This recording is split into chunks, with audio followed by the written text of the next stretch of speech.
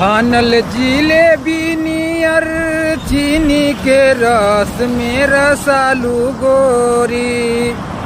छानल जिलेबी नियर चीनी के रस में रसालू गोरी।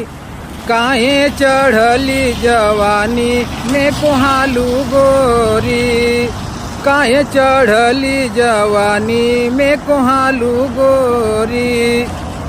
सस्ता में नाश्ता मिली आलू चाप छोला हमारी टोला चला।